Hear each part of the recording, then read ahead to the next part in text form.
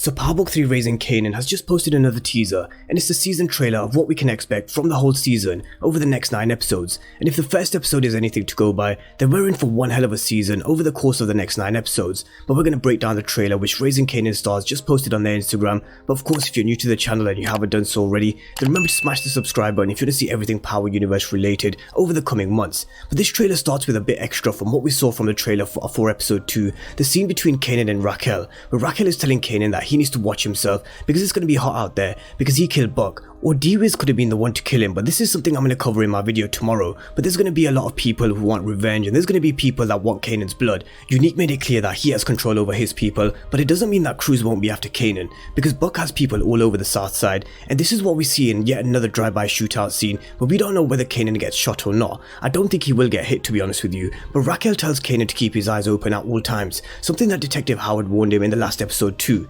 Now Raquel in the trailer says Kanan and his crew dropping Buck 20, that's another problem altogether. And it seems as if they have another problem, and that problem is probably Unique taking Raquel's corner at the end of the last episode, but Raquel is probably sitting down with the two brothers Lulu and Marvin and talking about business and Buck 20 and what their next move is. I'm sure there could well be some more disagreements between the siblings on the way if the last episode is anything to go by, especially with Marvin. Marvin doesn't tend to agree with some of Raquel's ways of doing things because he wanted to hit Unique after his boys were stepping on some of their territory, but Raquel dismissed Marvin's ideas, and that's a common theme that we'll see throughout Raising Kanan. Now Marvin used to be the leader of the Thomas organization, but we heard Raquel loud and clear that he needs to shut the fuck up because he ain't ready to step into her shoes. But with regards to Buck, Kanan says that he's good, but the thing is with Kanan, he's still young, he's still raw, and he's got a lot of learning to do when it comes to this side of the game, and this will only come with time and experience after going through such situations and problems. No doubt he'll learn having a target on his back, keeping his eyes wide open, because in the trailer we also see him being battered and robbed by these masked men, who I think Marvin is absolutely going to squash them by driving straight into them. So Kanan is going to be needing some protection from time to time, because as I said, he's someone who's still raw and needs to learn, and he's going to have a target on his back. But we see Raquel teaching Kanan again, and this is where we'll see them get into the drug element of the show, where they start to teach Kanan about product, how to move it, how to cut a brick, and what goes for what price, because this is what Kanan taught a young Tariq in season 5.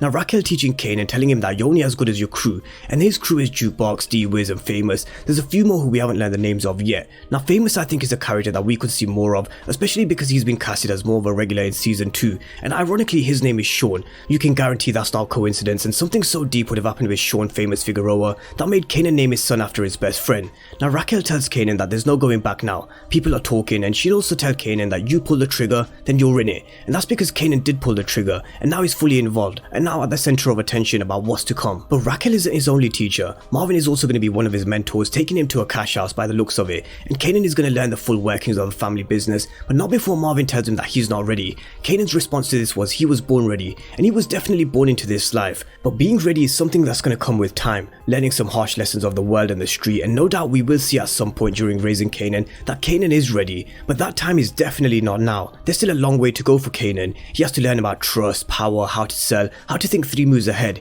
He was very manipulative on power, for example coming back to New York and almost taking Tommy and Ghost's entire organization from under their nose without them even realizing, and if it wasn't for Ghost setting up Lobos, then Kanan would have succeeded in delivering their whole organization to Lobos. Lobos would have then killed Ghost and Tommy, and then we would have had Kanan reclaiming what Ghost stole from him in the first place. So Kanan was very manipulative, and we still need to see him pick up these traits on Raising Kanan, but that's something we're going to see across the whole series, not just in season 1. But here we are Detective Howard, and we're definitely going to see him being involved a lot more from episode 2, because he's going to tell Unique that there can only be one king in the kingdom, and he's going to be betting on Neek. But he also tells him that he can't have no more bodies dropping up here, so he's going to be someone who warns Unique. Detective Howard is going to be playing both sides of the law, and he'll know that some bodies are dropping because of his and Raquel's crews, and Detective Howard will probably cover some of this shit up. But why? Detective Howard is street, he's from the street, and this is something that we'll see as time goes on, because he's going to get dark, real quick, and I think he's a character who could first cause problems for Raquel because he's also a selfish character, a character who's going to be looking out for himself first before anyone else.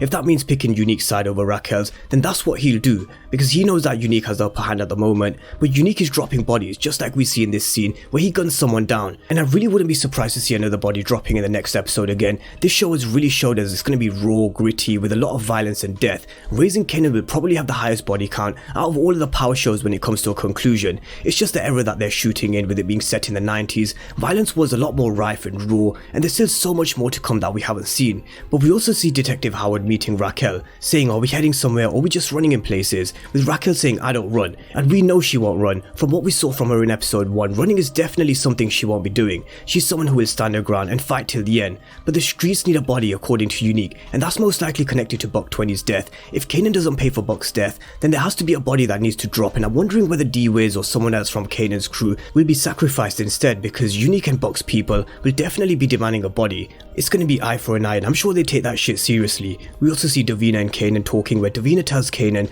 that she lives in this world, she knows how it works, and this is probably because she knows that Kanan's lying about what happened with Buck. I'm sure that Davina isn't stupid, and this could be after Davina gets kicked out of school for fighting, because from her character description, Kanan's going to be there for her when she gets kicked out of school, so that could be coming very soon. Now, whether she accepts Kanan after his involvement with Buck's death is yet to be seen, but I think Davina could have a different play here. I definitely don't think we can trust Davina, and neither can Kanan, because he's head over heels for her since first grade, so I think we'll see Kanan follow his heart instead of his head when it comes to Davina, and I fully expect him to be burned by her, possibly even with the use of Unique, and that's something that I'm going to touch on in my video for tomorrow. But we see Jukebox and Nicole again, and we know that Marvin doesn't like the fact that she's even into singing, so we definitely can say that he won't be happy when he hears about her having a girlfriend, and she seems to confide in Raquel. She tells Raquel that she's kicking it with somebody, and she tells Raquel not to tell her dad, but we don't know if she told Raquel that she's kicking it with a girl, so let's just wait and see with this scene. But this scene also shows that Jukebox is going to confide in Raquel more than Marvin, because she won't have much of a relationship with her father, even though Jukebox tries to make an effort. Raquel then tells Jukebox that she's also got somebody too, and we all know who that is. That's Symphony Bosquet. But we also run through a few scenes in the trailer where they show us a bag full of product, Lulu at a club watching someone, Marvin driving, and this could actually be the scene where he squashes those robbers. Every cop and criminal knows that Malcolm Howard holds it the fuck down, as we see Howard and Burke heading to a scene. We see Lulu at a payphone, but we don't know who he's there for or who he's speaking to. We see Marvin with a publicist who is probably smashing. We can't exactly see who Raquel is talking to when she's saying we're the ones risking everything out there, but that's the season trailer breakdown. Let me know your thoughts down below in the comment section on what's to come for the rest of the season, because if episode 1 is anything to go by, then this season is definitely going to be one of the best power seasons, and I really have high hopes and expectations now after the first episode and what we've seen from the cast and crew really hyping the rest of the series, so I'm excited. So let me know your thoughts down below in the comment section about the rest of the season, and if you're new to the channel and you haven't done so already, then remember to smash the subscribe button if you want to see everything Power Book 3 related over the coming months. And I do have some storyline breakdown videos coming starting tomorrow, so I'll be dropping those at the usual time. But as always, thank you guys for watching, and I'll see you next time.